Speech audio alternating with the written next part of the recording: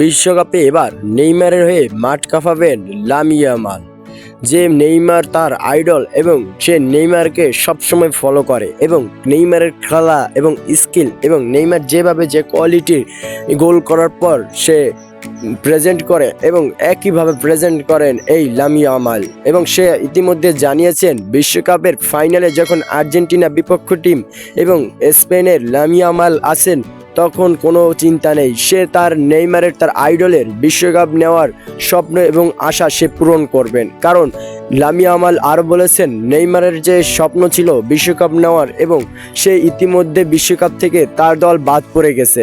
যখন তার দল বাদ পড়ে গেছে এবং আমার আইডল এখন পর্যন্ত সে পুরোপুরি ফিট না এবং সে প্রায় কয়েকটি ম্যাচেই তার দেখা গেছে যে নেইমার পুরো লাস্টের মিনিটে উঠেছেন এবং সে সেগুলো কিন্তু দেখাতে পারেনি। তাই লামিন ইয়ামাল বলেছেন যে নেইমারের হয়ে আমি মাঠে লড়ব।